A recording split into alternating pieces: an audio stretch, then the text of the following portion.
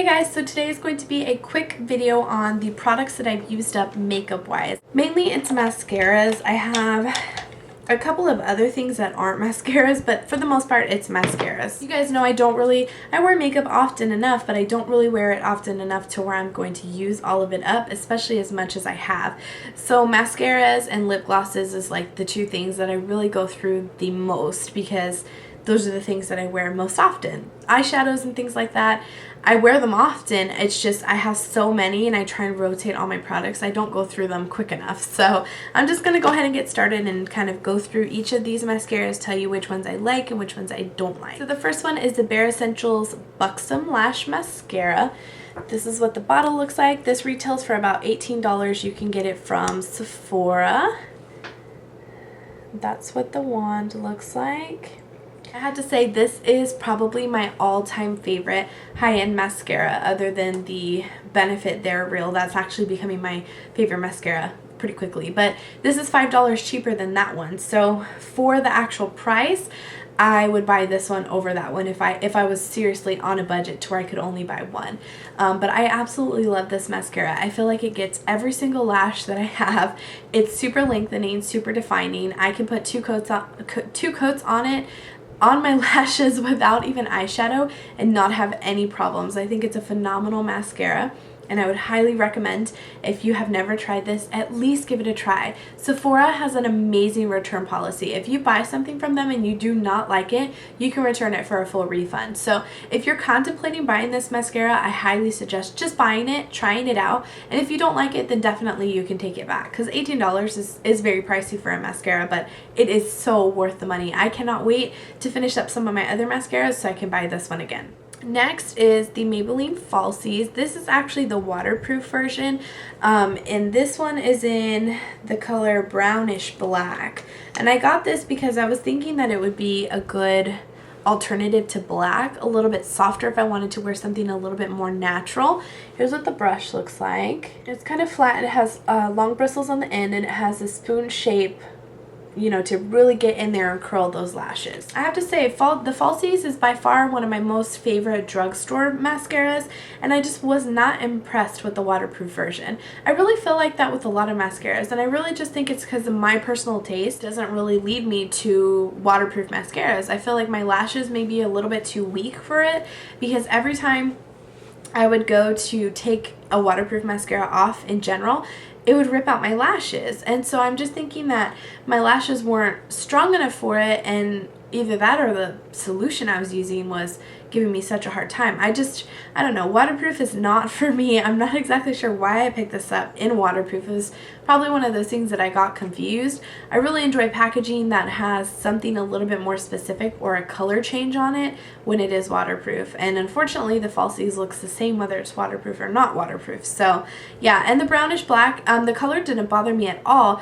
I really prefer black though. I learned from this mascara that I just prefer very black or black is black, because that is what really makes my lashes bold and stand out against my pale skin.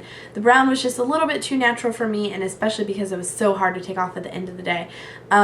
Like I said, I love the Falsies. I have since repurchased a regular Falsies in Black is Black. I just won't be doing the waterproof version from here on forward. I have a few of these sample mascaras that I had actually had for a while, and I finished them up a long time ago. I've just been saving them so I could show you guys. The first one is Too Faced Lash Injection Pinpoint.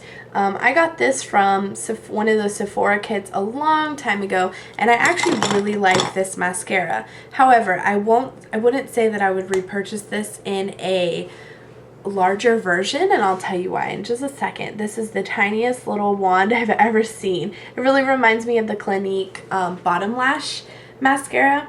So pretty much what I did with this is I only used it for my bottom lashes because it's such a tiny wand. I feel like it was really hard to get in there and get my lashes coated and get them long and lengthy. It was just so much easier to use this on my bottom lashes and move on. So I really feel like that's why I wouldn't purchase this in a larger tube, because it's not going to matter how big the wand is. The little brush is going to be just as tiny, and it's going to be too hard to coat my lashes. Now, if they made this in another travel size like this, I would purchase it like that just for my bottom lashes because I feel like it did lengthen them, and it was so easy to get in there and get every single lash. Whereas with a big wand, you know, like the Buxom one, you have a big wand to get in your bottom lash. Look, that's almost bigger than my entire eye.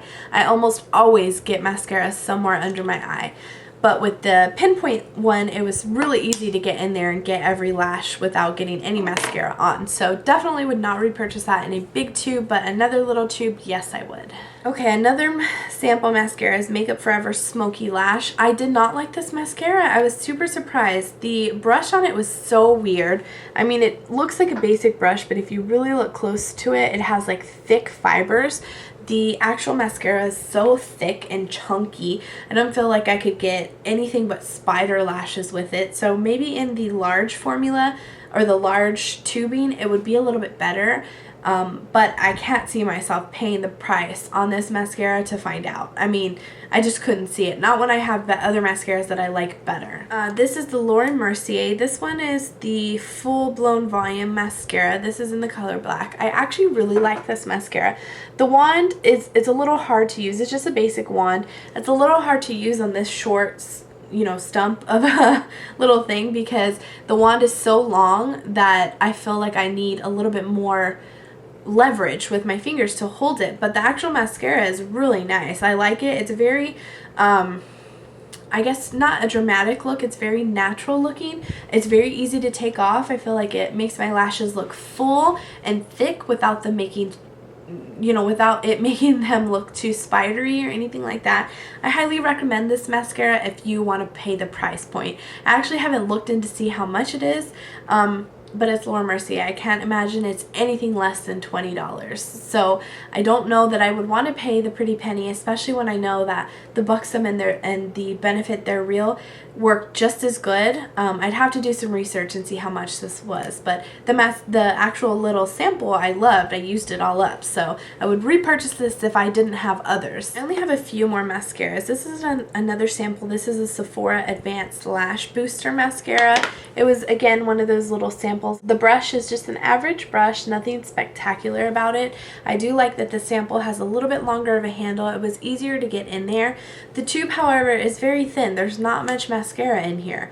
Again, it's just a sample. I really didn't expect it to last me months on end, but this particular lash mascara actually only lasted me maybe a week and a half before it started drying up to the point where I really couldn't get much on my lashes to make a difference. So I was kind of disappointed in that sense. I'm not sure if the normal size, you know, the regular size mascara of this is kind of the same idea.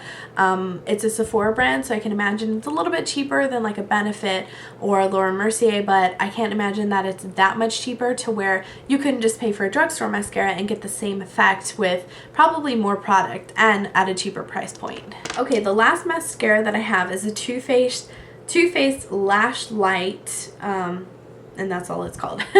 So this is the mascara that actually has a light attached to it. So this is what the packaging looks like. Again, this came in that last stash. It has a mirror on one side. You open it up and here it has a light. So essentially what you could do is, if you were in the club or something, you needed to touch up your mascara, you could just put this toward your lashes and put some mascara on with the mirror and the light. So I think it's a neat concept in theory. However, I would say that the light is kind of blinding when you're going like this. It really does hurt your eyes because it's an LED light. It's very bright, and to me, it's not practical. I mean, who's gonna really put on mascara in the middle of a club? I mean, really, come on. Like, what were they thinking? The lip gloss one, now that's realistic because lots of girls put on lipstick and lip gloss out in the club or when they're coming out of the bathroom. Hardly anybody touches their mascara up. I don't know.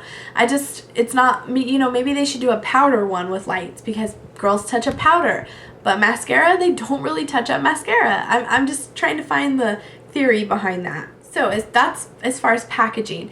As far as the mascara goes, I can't say that it's the best mascara I've ever tried, but it's not really the worst. But it's unique in the fact that its brush actually has its bristles going in a straight cylinder all the way around. They don't have bristles in between.